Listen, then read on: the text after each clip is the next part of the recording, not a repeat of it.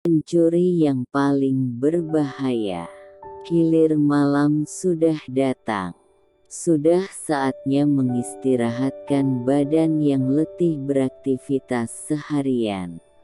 Setelah bapak ibunya menutup toko dan langsung tidur, Syahrul masih duduk terjaga dengan ponsel masih menyala. Melihat story Wah sampai habis dan kebanyakan berisi diksi puitis, mengiris. Diteruskan dengan memantau postingan IG satu persatu dan yang ditemukan bias gambar langit, laut, dan batu. Sudahlah. Dia akhiri waktu bersama ponselnya. Walau besok sekolah libur, tapi tak ada yang salah dengan tidur teratur. Syahrul segera membaringkan tubuhnya, menghadapkannya ke kanan, dan tak lupa membaca doa. Setelah matanya terpejam, pikirannya tiba-tiba menjadi kejam, ke sana, kemari, kemana-mana tak tentu tujuan. Teringat olehnya kejadian-kejadian yang pernah dia lakukan di masa silam, hingga terlintas dalam pikirnya angan-angan tentang masa depan. Menyesal karena hal-hal bodoh yang pernah dia perbuat, hingga khawatir apa nanti bisa menjadi suami dan ayah yang kuat. Sejauh itu, terus merenung dalam terpejamnya, hingga akhirnya dia benar tertidur.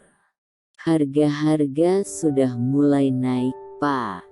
Keluh Bu Anip kepada suaminya yang sedari tadi rebahan. Telur, beras, minyak goreng, sampai micin pun naik. Kalau begini terus, kasihan orang-orang yang beli, Pak. Apalagi tetangga-tetangga kita yang ekonominya sulit. Iya, Bu. Tapi kita kan pedagang. Tetap harus nyocokin harga biar kita untung, walaupun nggak banyak. Sahut Pak Somit. LPG juga mulai kendor, Bu. Para pengecer yang biasa ambil di kita, sekarang sudah rame-rame kulakan di Haji Ali. Barangkali mulai besok harga LPG diturunkan sedikit biar mereka ngambil di kita lagi. Jangan dong, Pak. Ngangkat LPG yang ratusan itu capek. Masa usaha gak sebanding sama hasil? Gak bisa gitu, Pak. Loh, kalau harganya gak diturunin nanti malah kacau. LPG masih banyak tapi kiriman dari agen terus datang. Kita malah rugi nanti, Bu. Lagi pula yang biasa ngangkat kan Bapak juga. Kata Pak Somit sambil menyindir.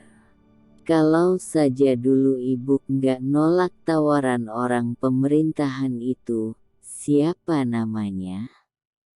Mas Edi. Jawab Bu Anip gusar. Iya Mas Edi. Padahal dia sudah datang ke sini buat ngajuin kita jadi agen LPG. Kalau dulu Ibu mau, pasti kita tambah sejahtera dari ini. Hidup kita lebih enak lagi. Syaratnya kan cuma harus punya 5.000 tabung LPG kosong, 2 truk, sama gudang buat tempat penyimpanan. Kita kan gak punya modal sebesar itu, Pak. Bantah Bu Anip. Modal kan bisa hutang bank, Bu. Pasti nanti lunasnya cepat. LPG itu bisnis strategis. Lihat sekarang ini. Jadi rebutan banyak orang, Bahkan orang-orang pemerintah kota memanfaatkan kekuasaannya untuk menjadikan kerabatnya sukses lewat bisnis ini. Sergah Pak Somit. Mau bagaimana lagi, Pak? Sudah telanjur. Keluh Bu Anip lagi. Tapi tak ada jawaban lagi dari Pak Somit. Mungkin karena dia sudah gusar dan tidak mau membuat istrinya makin merasa tidak enak. Pun setelah hening beberapa saat, mereka berdua akhirnya tertidur. Sudah dini hari. Hanya jam dinding yang sedari tadi masih tak lelah bergerak. Suara kendaraan bermuatan berat juga sesekali menyapa telinga keluarga Pak Somit dan orang-orang tidur yang rumahnya dekat dengan jalan raya itu. Tiba-tiba, taanggege, terdengar suara agak nyaring dari arah toko mereka. Seperti suara besi yang sedang diadu dengan sengaja. Sontak Bu Anip terbangun. Segera ia goyang-goyangkan bahu suaminya yang masih terlihat lelap. "Pak, tadi suara apa, Pak? Keluar dulu, Pak, periksa dulu. Takut kalau ada apa-apa." Bu Anip mengadu. "Ah, nggak ada apa-apa, Bu. Paling juga suara truk lewat," jawab Pak Somit dengan kedua matanya yang masih berat. Rumah mereka memang salah satu yang terletak di pinggir jalan raya. Jika ada kendaraan berat yang lewat, biasanya gerbang toko yang dari aluminium itu mengeluarkan bunyi karena terdorong angin kendaraan tadi. Tapi tak lama setelahnya, suara itu muncul lagi. Taanggege. Kali ini suara itu berbunyi hanya sekali. Bu Anip pun mulai panik dan menggoyang-goyangkan bahu Pak Somit lagi, namun agak keras. "Pak, itu warungnya dilihat dulu, Pak. Perasaan ibu nggak enak," katanya. Iya, sahut Pak Somit sambil meninggalkan tempat tidur dan langsung memeriksa ada apa. Pak Somit memilih keluar lewat pintu belakang dan sengaja mengambil batu sebesar kepalan tangan orang dewasa untuk berjaga-jaga. Setelah dilihat, benar saja, ternyata ada sebuah mobil sedan di depan toko dan orang yang sedang memasukkan beberapa tabung LPG ke dalam mobil itu. Jelas saja itu pencuri. Tidak mungkin waktu dini hari begini ada orang yang bangun cuma untuk beli LPG. Tanpa berteriak apa-apa, Pak Somit segera melemparkan batu tadi ke arah mobil itu. Sayangnya, lemparan Pak Somit malah terkena pohon jati.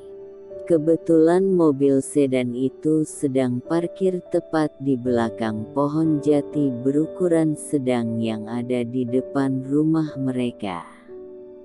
Sejurus kemudian, mobil sedan itu menyala dan segera kabur. Sepertinya pelaku lebih dari satu orang. Setelah barang-barang di warung dicek, ternyata yang dicuri adalah 11 tabung gas LPG. Ya, jika harga satu tabung beserta isinya Rp150.000, bisa dihitung sendiri kerugian yang ditanggung Pak Somit. Syahrul yang dari tadi tidur, seketika terjaga.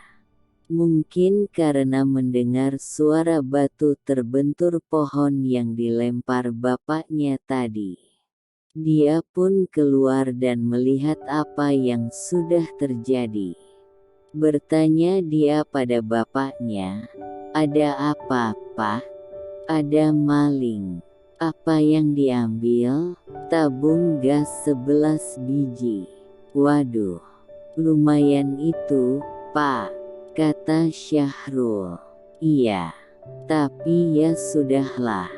Sudah kabur juga mereka. Yang penting bapak nggak kenapa-kenapa. Tiba-tiba Pak Somit bertanya pada anak laki-lakinya itu, Rul, kamu tahu pencuri yang paling berbahaya? Perampok, Pak. Jawabnya asal. Bukan. Koruptor. Salah. Syahrul akhirnya menyerah dan segera ingin tahu jawabannya. Lah apa, Pak? Kata bapaknya, pencuri yang paling berbahaya adalah tatapan perempuan.